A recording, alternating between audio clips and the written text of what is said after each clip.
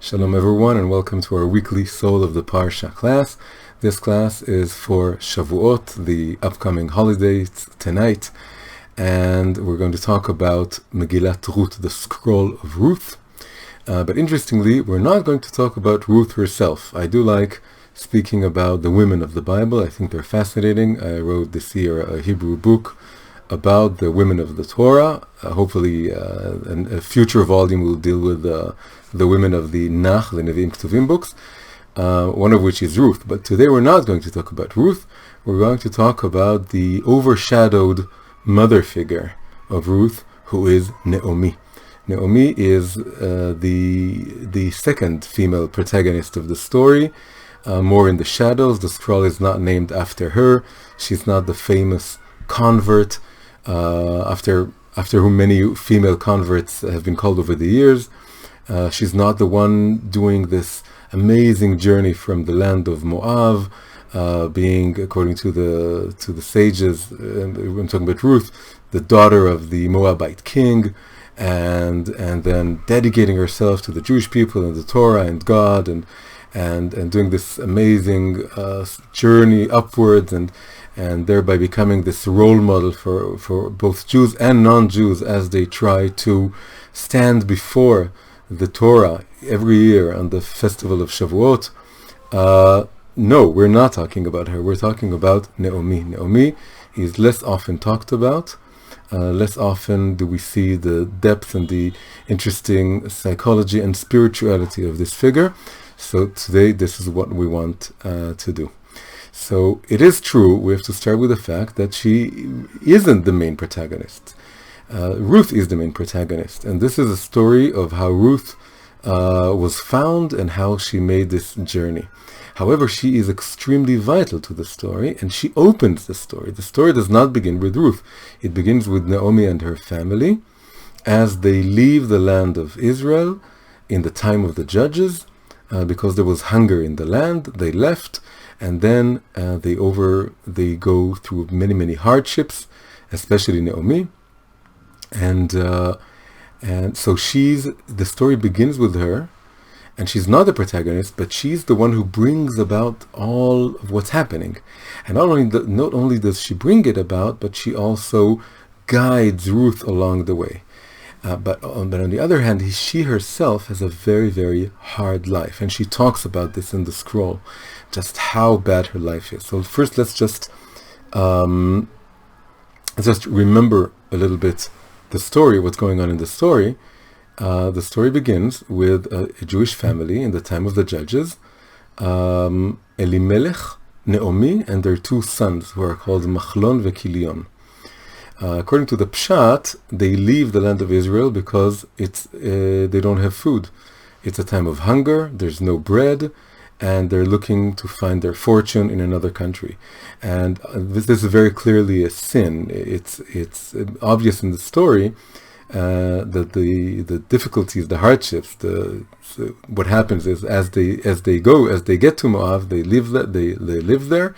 The two sons marry two Moabite women, Orpah and Ruth, but then all three men die. Out of the family of four that left the land of Israel to Moab, the husband, the wife, and the two sons, all three men die. The husband dies and the two sons die. All that are left are Naomi and her two brides, Orpah and Ruth. So this is very clearly a punishment for a sin. So according to the Pshat, the simple reading, the sin is that they didn't withstand the hardship. So maybe there's no food, there's hunger, but that's no excuse, it's no good reason to leave the Holy Land. There is, however, another explanation. This is what Rashi says, which is that they were very well off. They were a very rich family. Elimelech was very rich. And the reason he left was not that he didn't have enough food. He had. But because he was miserly. It was tzarut ayin, stinginess or miserliness. The fact that he didn't want everyone clamoring around his house and asking him all the time to help them, and that was his sin. In many ways, it's a worse sin. In both cases, whether it was because he was hungry or because he didn't want to help hungry people, this is a very egoistic behavior. Now, what's very interesting, and this is really the beginning of all this looking into her character, is that she was the one who didn't die. How come she was the one to survive? Right? It's a family of four. They're all sinning. It's the father who leads the family, and then she goes along with him, and the two sons. So you could say, well, she's just going after her husband, but the same goes for the two sons. But the two sons did die. So you could say, well, it was the men leading, and the women they didn't make the decision, and that's one of the explanations given. But again, this isn't enough. There's something very interesting here that of all this family, this rather wicked family, the leaving and maybe being so miserly and so on, she is a survivor, and she's the one whom God he feels sorry for her, and he shows his mercy to her, and she stays alive. So one explanation is that really she had it the worst off. It's much worse to lose your three loved ones, to lose your husband and your two sons, than it is to die. So that's one explanation. Maybe she had it the worst, but of course there's another side to this, which is the fact that after all she's alive, and of course she's alive because she has a very, very important role to play. So this is really the beginning of what we want to look at, is that she's part of this family, but she is she's blessed with this power of survival, and is able to be there and find Ruth. And maybe the deepest explanation we can find for this is that as she was joining her husband and her sons on this way to Moab, she knew it was wrong, right? Because again, we have the fact that she stayed alive. So there was something more righteous about her in comparison to her family. So going backwards, she must have known it was a wrong thing to do, to leave. However, she felt that there was a mission here, a shlichut, something to be done here, and that God's hand was sort of guiding them. That it's a wrong thing to do, but there's something mysterious going on in the background. I don't understand, but let's open our eyes and see what it is. And in fact, she's the one to bring this holy spark of Ruth from Moab.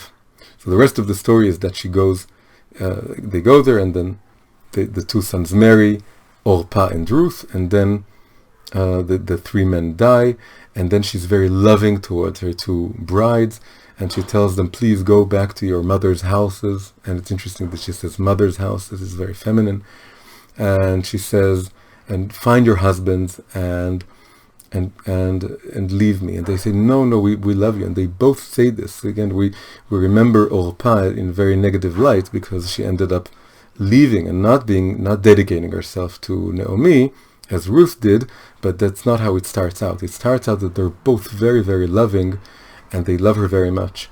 And it's very clear that she brings out, Naomi is the one who brings out the goodness out of both Orpah and Ruth. But then she tells them, no, stay. She insists, stay, and I can't give you any more sons. I wish, she says, an amazing sentence, I wish I could get married tonight and bear two more sons for you to marry, but I can't. And that's almost comparing herself to Eve, who, according to the sages, was pregnant and gave birth all on the sixth day of creation. So where do you even get this idea from, that I wish I could marry tonight and give birth to two children? That's exactly what Eve did in the days of creation, when everything was much, much faster. On Friday, she got married and became pregnant and gave birth to two sons. So she's really comparing herself to Chava in this sense.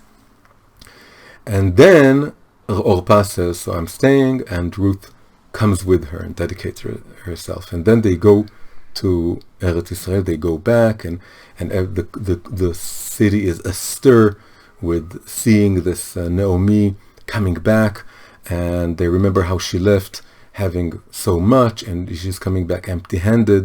And she says, "Don't call me Naomi." This is very interesting. Don't call me Naomi. First they say, "Is this Naomi?" We can't recognize her. Of course they can. That's what they ask, "Is this Naomi?" And she says, "I am not Naomi. Don't call me Naomi. Call me Mara." Mara means bitter. And then really what she does from here on is it's almost as if she gave up on herself. Giving up on her name symbolizes giving up on herself. And she says, and from now on she's dedicating herself only to Ruth. And she's telling Ruth, now you go find Boaz and you get close to him. And then she, step by step, she teaches her what to do until finally Ruth is okay and is married to Boaz. And then Naomi feels that she served her purpose. But it only happens after she is willing to let go of herself, to forget about herself, let go of her name, and dedicate herself to this young convert that she took from Moab and is bringing now to the land of Israel. Now, so first let's now try and go a little bit deeper. When we have two women, a mother-in-law and a daughter-in-law, then in Kabbalistic Hasidic terms, this very clearly goes together with the two feminine letters of God's name, right? God's name, 4 letters, Yud, K, Vav, K, and the Yud and the Vav are masculine, the two Hey are feminine. So the upper Hey, or the first Hey, is the more mature or older, higher feminine aspect, and this is Naomi. And the lower Hey is the lower feminine aspect, which is here Ruth. So where is this coming from? This is very beautiful. This really, we can see that these two women sort of contain within themselves all the 4 mothers. How so? Leah and Rachel, the 2 wives of Yaakov, were also corresponded to the 2 Heys. Leah being the upper Hey and Rachel being the lower Hey. So what we have here is that Naomi is a sort of reincarnation of Leah, the older sister, also in the shadows, not as beautiful. Yaakov isn't as interested in her. There's a lot of similarities, and Rachel and Ruth corresponds, or is a sort of reincarnation of Rachel, the more beautiful, the more this worldly, and the one that comes more from below, as Ruth comes from below. But they're not only Leah and Rachel. Going even further back, we can see also echoes of Sarah and Rivka, Sarah and Rebecca. Why? Because Sarah corresponds to the upper Hey. She was such a high maternal figure. Then God says to Abraham, you should listen to what Sarah tells you, not the other way around. So she's the upper Hey, and she's the archetype even before Leah.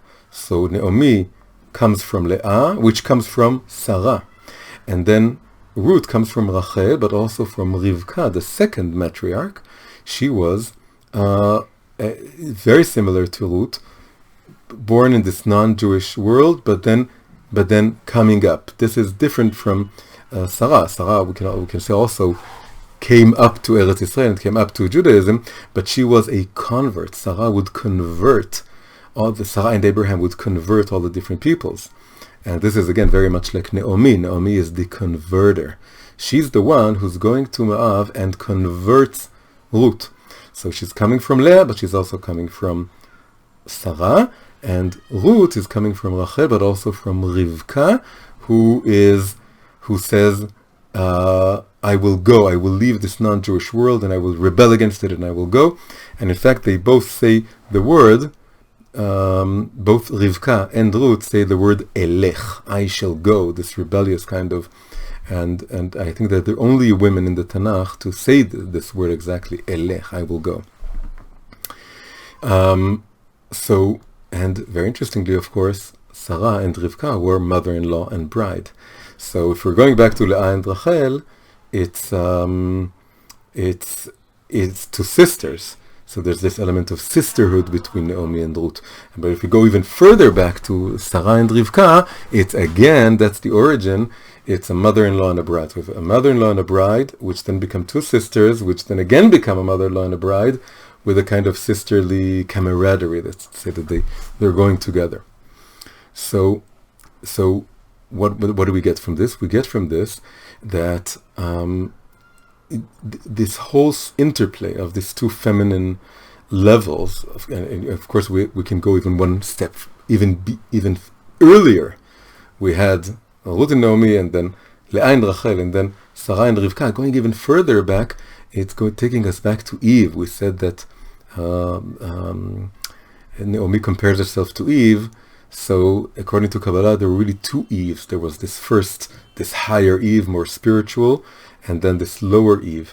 Now, usually the whole interplay of these two Eves is that much of the story of the women of the Bible is about letting the upper aspect, the upper femininity back into the world. She was rejected when she was the first Chava, the first Eve. She was again rejected in a way when she was Leah, because Yaakov didn't love her as much.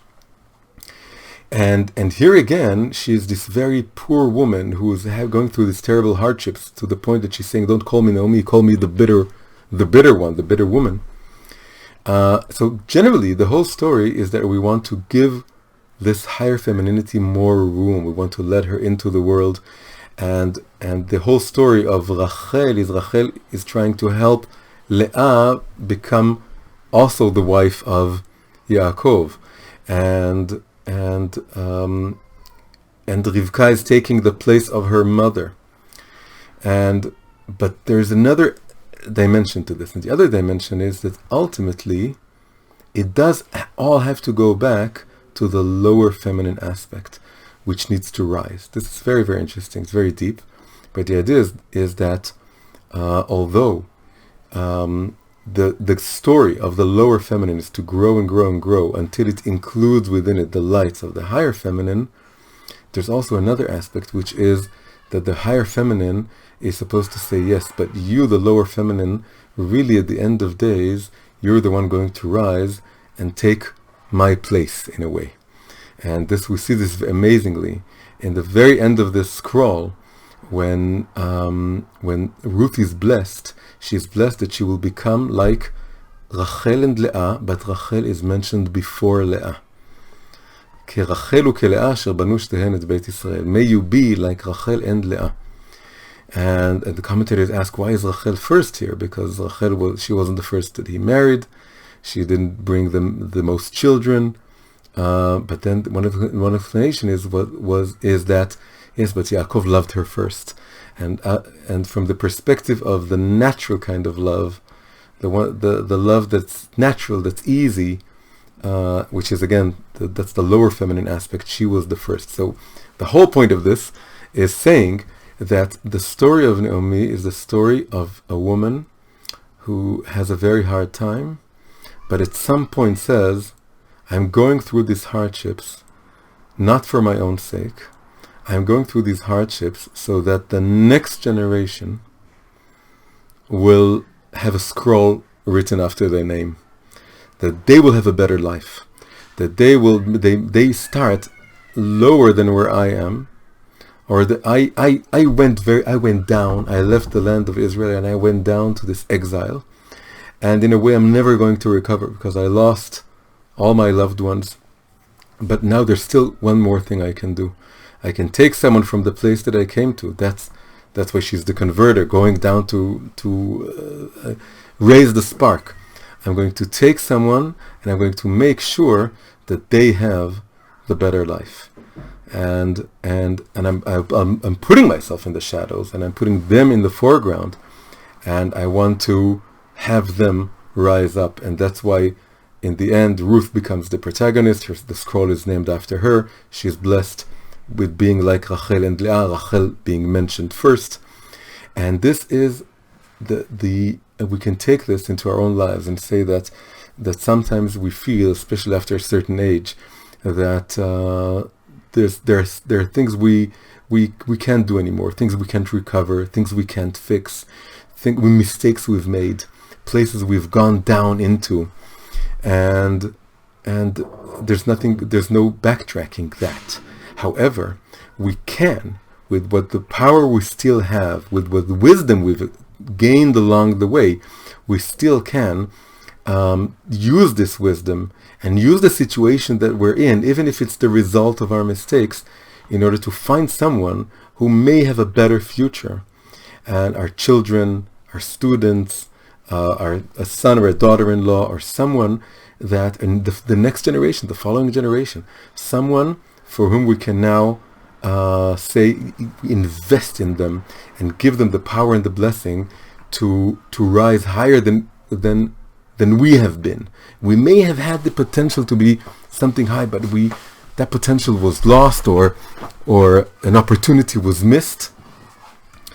So that's I think that's the main story here. Okay, so let's try and sum this up. We have a family in Eretz Israel. We have a wife who's very clearly, afterwards it becomes clear that she's more righteous. She agrees to leave, feeling that there is something in the future, in the place they're going to, that there's a spark to be raised there. She goes there. She goes through these incredible hardships, and all the men in her life die. However, she is able to bring close these two Moabite women.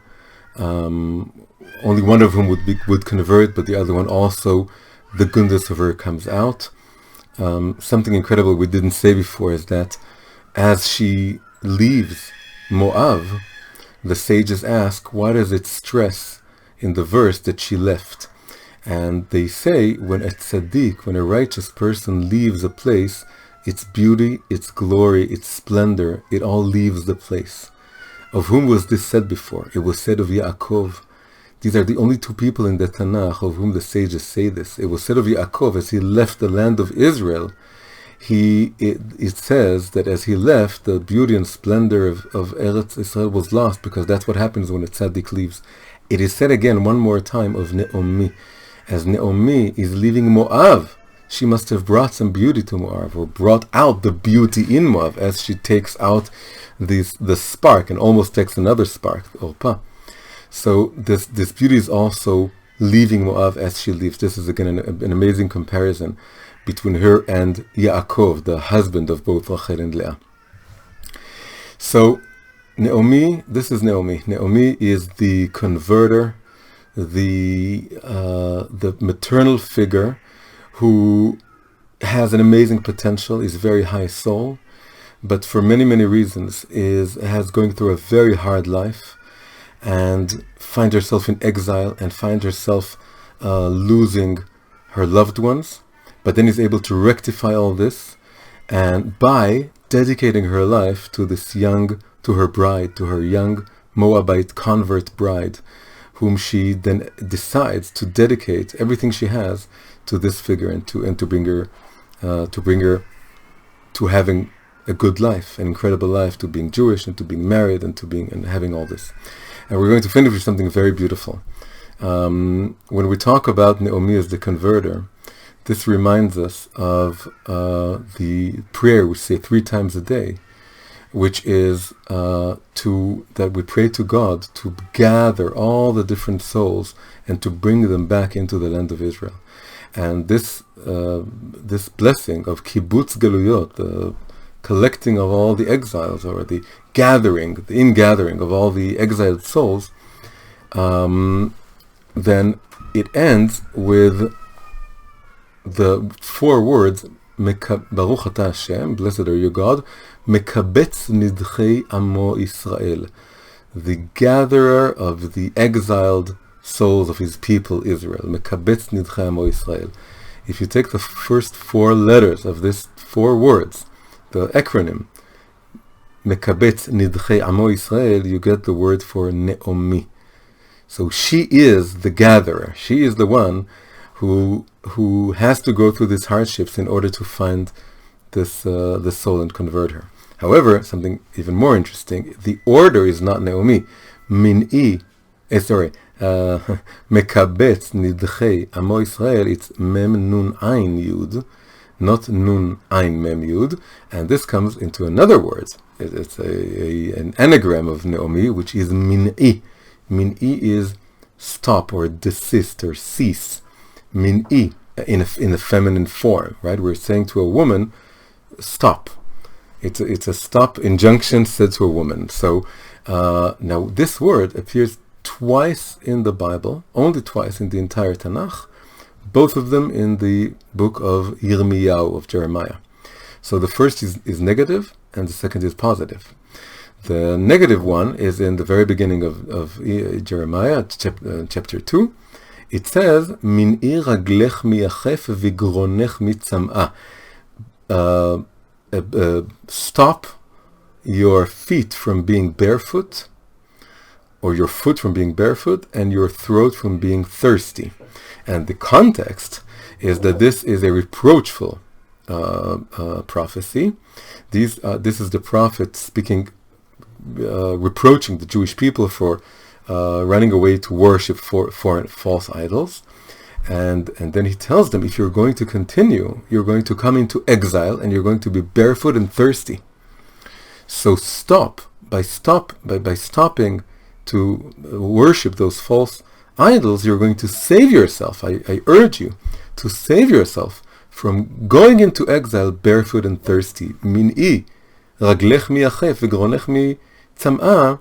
Save your leg from being barefoot and your foot from being barefoot and your throat from being thirsty. You can do it, or else if you're not going to do it, that's what's going to happen. You are going to be barefoot and thirsty.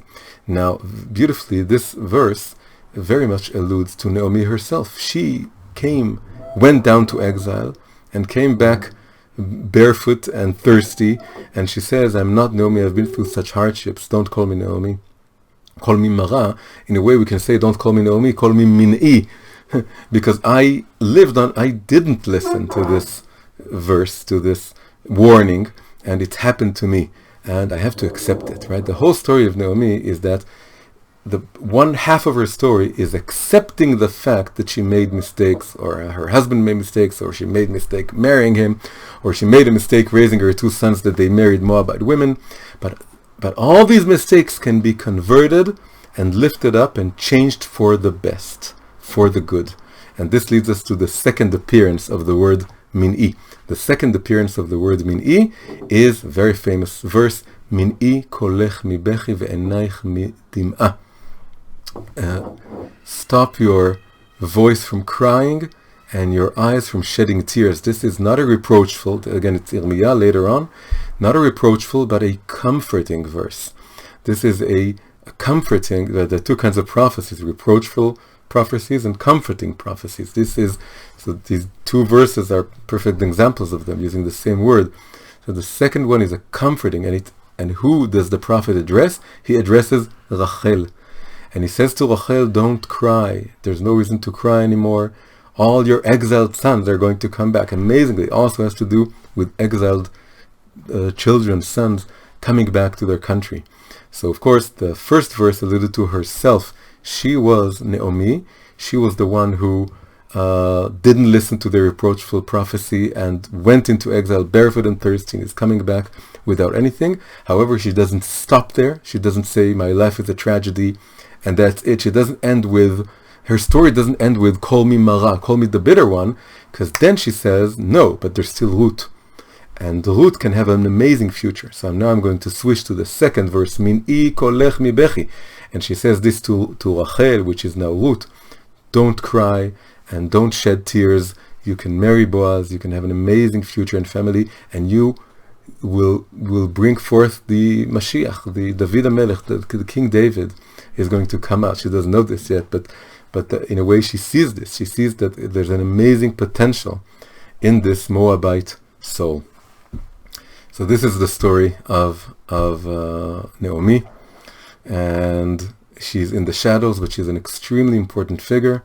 She's the figure that is able to recognize that when life is harsh and dark, and you're not young, and you've passed the half point of your life or more than that, and you can't bring more children to the world, as she says, I can't bring any more children. And maybe for you it's over, but it's not really over, because you still have the chance to look after the next generation and put them on the right track, and this redeems you. So the story of Naomi is the story of this, how to redeem oneself by redeeming, by saving, by setting up a good future for the next generation. This is what Naomi does to Ruth. So may you all have a very happy Shavuot, and may we all merit to receive the Torah, a new Torah, each and every day, and especially tonight, besimcha ubepnimiyut, with joy and with connection to our own inner hearts, our inner souls, and may the Torah touch our inner hearts and souls. And Chag Sameach, and I will see you next week.